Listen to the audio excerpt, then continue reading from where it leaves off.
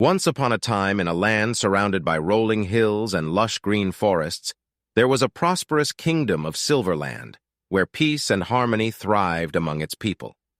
The Silverland was ruled by King Alex, who was very kind to his people and wise and fair in official duties.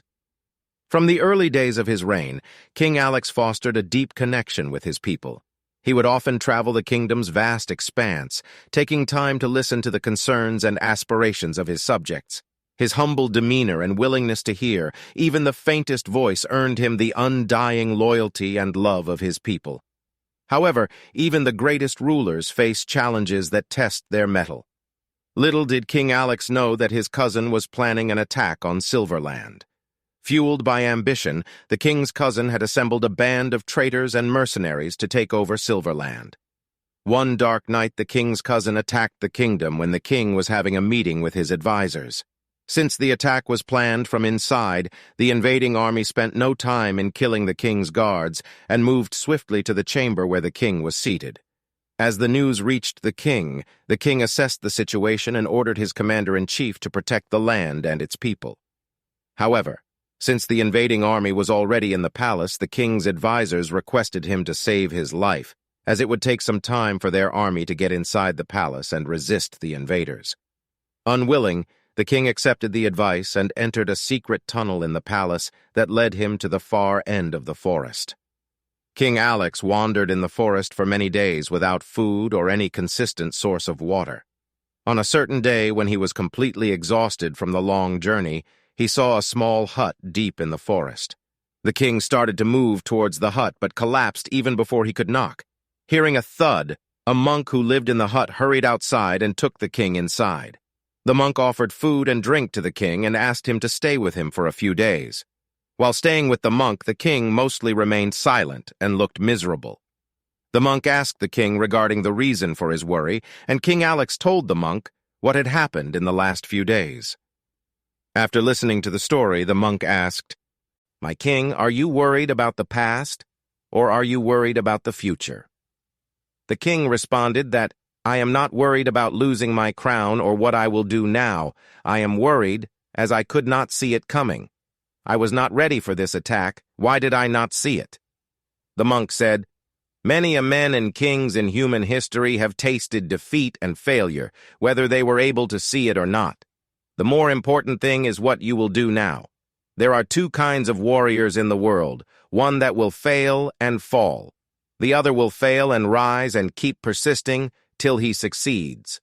This is a kind of man who will find victory in every battle he faces.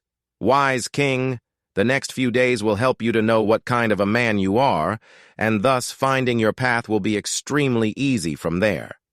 The king lived with the monk for a few days and gained some strength and determination to move forward.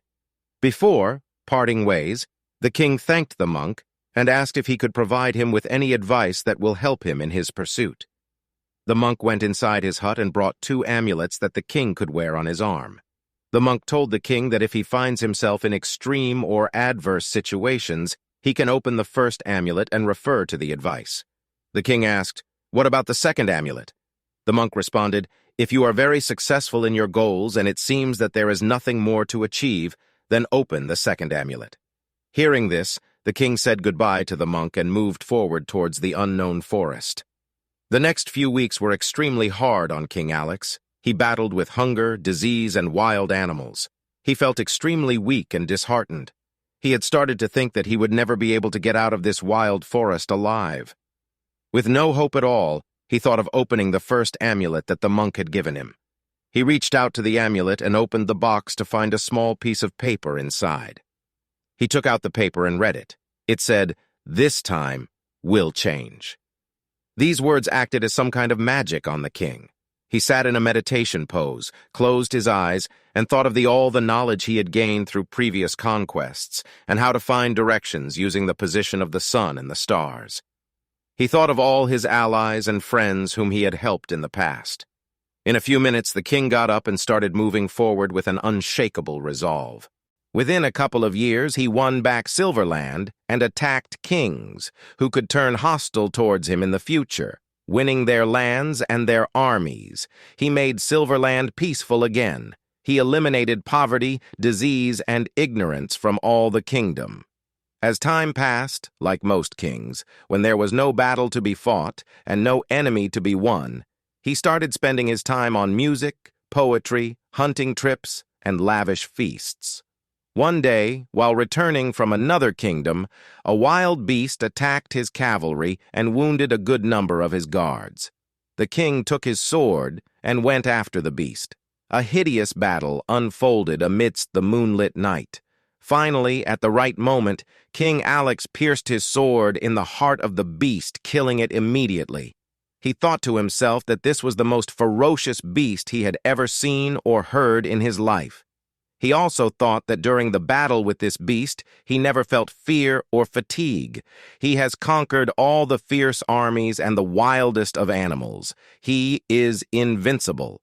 The king reached his palace with a new confidence, and while he was into his boastful imagination, he thought of the second amulet that the monk had given him. He thought that there is nothing in this world for him to conquer at the moment, so maybe it's the right time to open the second amulet. He immediately got up and reached for the second amulet and opened it to find a similar kind of paper in the amulet. He took out the paper and read it. It said, "This time will change." What the king did after that is not important, but there is some advice for all of us in this story.